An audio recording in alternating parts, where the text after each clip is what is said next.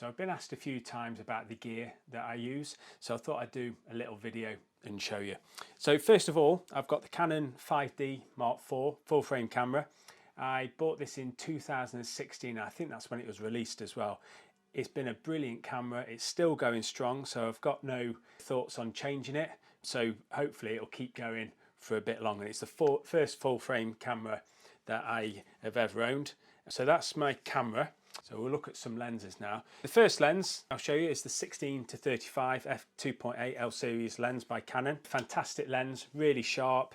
If you've looked at any of my last few videos, I've been using this lens quite a lot to get on some of the waterfalls to get really close to the action. Next lens is 24 to 70. This is the lens I bought when I got the camera body. Really versatile lens. This is a 2.8 as well. So I'll do a bit more of an in-depth review of all my kit, but this is just an idea for you guys what I take with me. The other lens I've got is the 100 to 400 lens, again an L series lens. I absolutely love this lens. It doesn't get used that often, but it's really, really good for wildlife photography and sports photography as well. I've got some really good pictures with that, so that's a really good lens size. I need to use it more really. So what shall we go on to next? Yes, we'll go on to ND filters.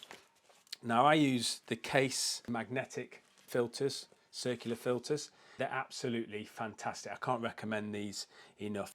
So that just screws onto the front of your lens, and then all the filters just snap on with the magnets straight onto it, and you can put more on top of those as well. That's the polarizer on that. But I've got an ND3, ND6 and an ND10 as well, so that's brilliant. They do come in a kit with this little bag here, which is fine little bag, that's great, but I was finding I didn't have enough room in there because of the different lenses I've got. I use a few step-up rings, so I wanted this extra bag, so that's been really helpful. What else shall we have a look at? Cleaning equipment, there we go. I use Zeiss cleaning products. Comes with the blower, cleaning fluid, little brush, and they come with a few cleaning wipes as well, so they're really handy because they're alcohol wipes, so you just wipe your lens and it evaporates, so they're really good. So that's part of my kit as well. So the next thing I'll show you, where's my camera? There it is, and get that back now. You might see in some of my videos these little clips here, and this is for a camera strap by Petzl Design. Don't use it that often, but it is really good. When I'm on with the tripod, I don't have the strap on at all, but when I'm out and about without the tripod, it's really useful, and they just snap into the strap like that, and then same on the other side. So that's really easy, a really good strap that is. What else have we got? Yeah, we've got various bags that I use. These little bags here, Shimoda bags, they're really, really good. And I've got a remote shutter that I leave in there as well. Don't use that often. So these little bags are just good for putting all your gear in, wires and batteries and memory cards and things like that. The tripod I use is by three-legged thing, and it's the Winston 2 carbon fiber tripod. Really pleased with this, and the ball head on it is so rigid and strong. It can hold some serious weight, this can, and nothing moves on that at all, so that's really good. And it's an Arca Swiss mount which fits my L bracket. Now the L bracket is brilliant because it just, little frame goes around your camera. So if I just put that on there like that, if I didn't have the L bracket, to get a portrait shot I'd have to drop the ball head to that kind of angle, which changes composition but also can make your tripod a little bit unsteady. So what's really good is with these mounts, because I've got the L bracket, I can just switch it and still keep it upright like that. And it's really good for panoramas as well, because it's just keeping everything really well placed through your shot. So that's really good too.